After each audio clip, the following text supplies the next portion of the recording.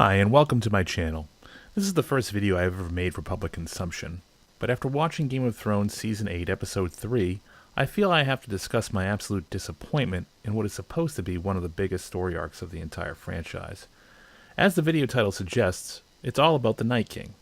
For those who are completely unaware of who the Night King is, and it's hard to believe that someone who has no interest in the Game of Thrones series or books will be watching this, let's recap for a moment. For starters, the Night King is a character that, at least as of yet, is not depicted in George R.R. Martin's books. It appears that this character is the sole creation of the writers of Game of Thrones HBO series. There are probably a few reasons why this decision was made. First is that in the series of books, the Others, or White Walkers, are a mysterious force of undead that wander beyond the wall and pose a direct threat to mankind. Throughout the books, they are mentioned, but rarely seen. And as of this video, they represent a storm on the horizon that only a few people even believe are real. This works fine in the novels, since as the reader we are omnipotent, and see all things happening as they unfold throughout the entire world. We can make connections that the characters themselves cannot, because we have information that they do not know about. But making a TV show is quite different. Unless you are prepared to fill your show with lengthy and boring exposition or direct narration, generally you keep things mysterious and hidden so that you can surprise your viewers with a big reveal or payoff later on. The Game of Thrones HBO series has masterfully crafted the books into a viewable experience for 8 years. Doing so has been a monumental effort and success overall. In translating the books to an on-screen story that is both coherent and entertaining, the writers had to make various story decisions so that an average viewer could digest the sweeping epic over many years. In order to achieve this, many characters from the novels have been cut or combined. And so comes the Night King. Unlike other characters that are an amalgamation of several characters in the books, the Night King is a direct creation. The writers probably felt that the nebulous threat of the White Walkers needed a face or physical manifestation beyond a mindless undead horde. This gives the threat life and embodies its presence. However, the creation of a new character that is not part of the books presents a new problem. How does this character fit into the narrative as a whole? What is the character's motivation? Why do they exist? What part do they play that is an advancement of the story? Up until Season 8, Episode 3 of Game of Thrones, the Night King remained wrapped in a mystery. Some information was revealed about him throughout the series. He was a creation of the Children of the Forest in their war against the First Men.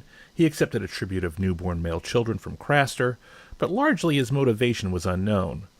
There were illusions of a connection between him and Bran.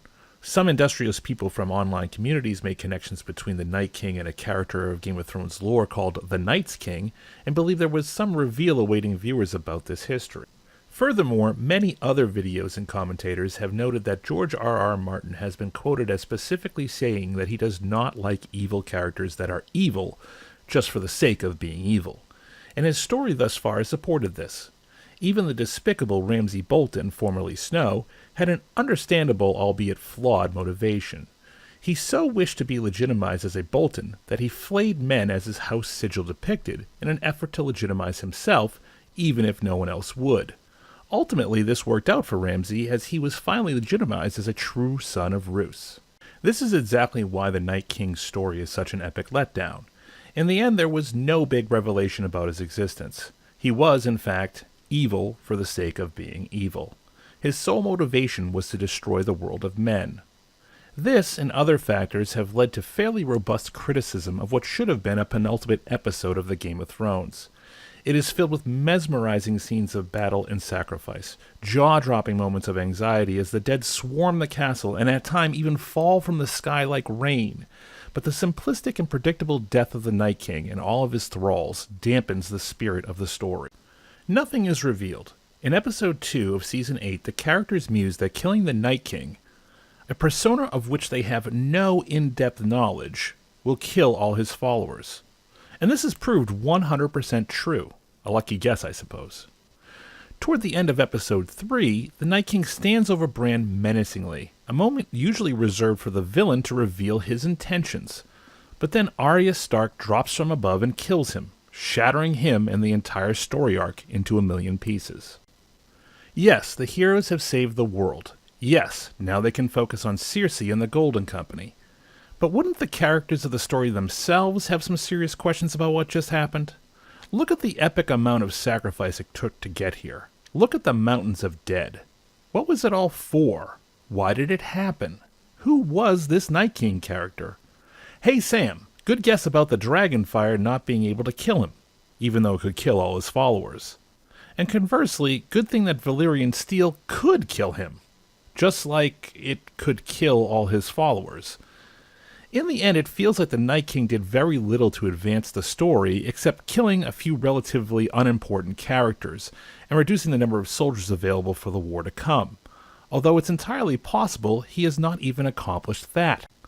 As we have seen in previous seasons, massive battles have been fought with immense loss of life, only to have the armies rebuilt in short order to march forward into the next meat grinder. For example, Stannis leads his men in an assault on King's Landing, where they are eviscerated in the Battle of the Blackwater. But after a few months, he has built a new army and sails to the Wall to help Jon Snow in his battle with the Wildlings. Jon leads an army of men in the Battle of the Bastards against the newly minted Ramsay Bolton, and his men are surrounded and slaughtered to such a degree that the bodies are piled 15 deep. He is ultimately saved by the Knights of the Vale, and a few months later, the army of the North is rebuilt, reinforced, and ready to fight the army of the Night King. The Lannisters, fresh off their annihilation of House Tyrell, are attacked by Daenerys and her dragons.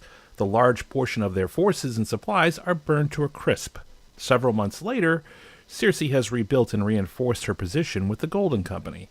There seems to be no shortage of men available for the endless slaughter. If in fact murdering a lot of men was all the Night King could muster, then why does his story exist at all? So far, the murder of men has filled the entire show and had very minimal impact on the main characters or story. Perhaps more will be revealed in the coming episode, since there was very little dialogue in this episode and Bran went away for most of the show warged into a murder of crows. But I find it doubtful that anything revealed will have much meaning at this point. The threat is gone, learning its purpose now seems a day late and a dollar short. If anything of great import needed to be revealed, it should have been done when the stakes were at their highest. This would have led to a more fulfilling story arc for the Night King, and a better understanding by both the characters and viewers of exactly what was going on and why everyone was there. HBO has indicated that there is a prequel in the works called The Long Night, which will likely delve deeper into the existence of the Night King and fill in the necessary backstory that was thus far omitted. But I still contend this information would have been better served by being delivered at least in part prior to Season 8, Episode 3. Instead, viewers, if they still care, and they probably do since the Game of Thrones has such a huge following, will have to wait several years for the prequel to be released. And that's if it ever does get released, since show productions are cancelled all the time. All in all, I don't feel the rather shoddy story of the Night King harms the overall arc of Game of Thrones, but it does represent a low point in the otherwise rich storytelling the show has embodied. Thanks for watching.